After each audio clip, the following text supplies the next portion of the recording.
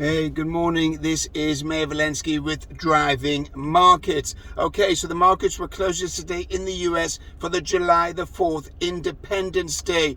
Overnight they're slightly up. It all sounds and all looks very quiet. In fact, it looks too quiet and suspiciously quiet. Something looks like it's going to move significantly. And I would put my money on probably the downside. Could be wrong. Could go on the upside, but there's some move going to happen because the markets are very quiet and it's suspiciously quiet, as I said earlier on. And what's likely to happen now is there's going to be a look at the economic figures.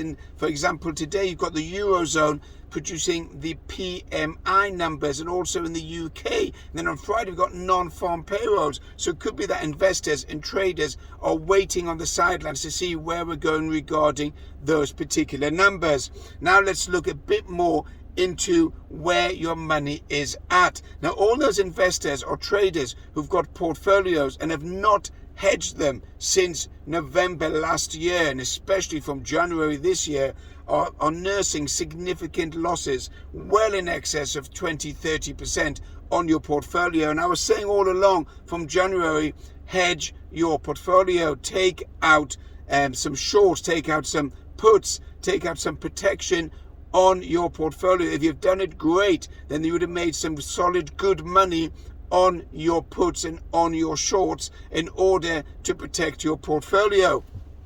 What's likely to happen going forward is that interest rates will become much, much higher. Inflation is going to go up, and in 2023 we could see much higher inflation and, of course, much higher interest rates. I don't believe and don't accept that inflation is going to come down by September. But when you talk about the individual consumer, the consumer being a God-built body, is built to cope with different changes. And what happens is the consumer adapts to the changes. For example, as petrol or gasoline prices rise, then the consumer will end up using the car less, and therefore end up having a very similar monthly budget on gasoline as the prices rise, because they may begin to walk, cycle, or use other forms of transport that they didn't consider when the price of gasoline and petrol was a much lower level.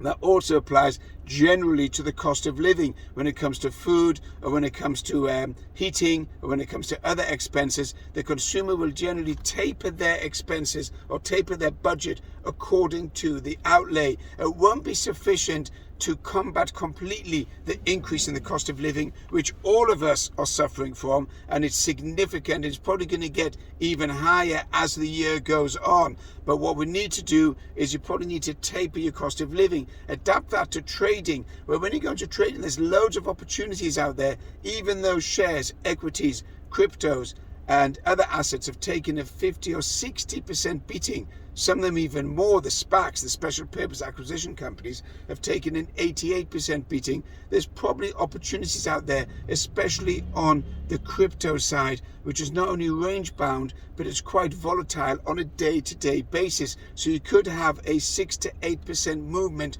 on crypto on a daily basis, and that could give the trader or the investor good opportunities to trade in. Also, I've been pushing for the dollar. Now look at the dollar currencies, look at the pairs of the euro dollar cable, which is pound dollar, and especially dollar yen. I mean, dollar yen is a big buy simply because the Japanese government is looking to keep the yen down significantly.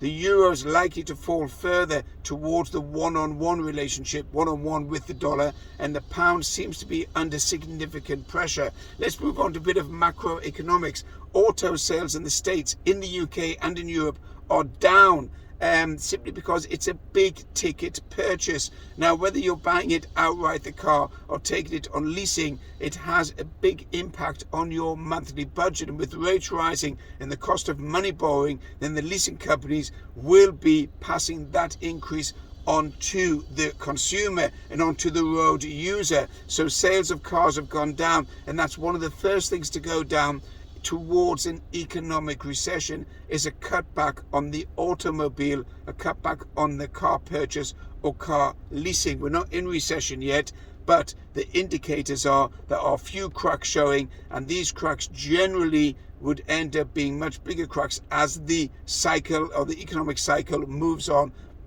under a higher interest rate environment. So take that into account. You've also got the high-tech sector, where the cost of money that they need to borrow is going up, and the banks are beginning to reduce the amount of credit and liquidity they're offering the high-tech companies, because they can see that their net asset value of those particular companies is dropping, their share values is dropping, and therefore the banks are exposed to a higher risk. So they're either pulling in the loans or they're reducing the credit facility to those startups and to those high-tech companies, and as a result that is causing a lot of hardship with those particular companies.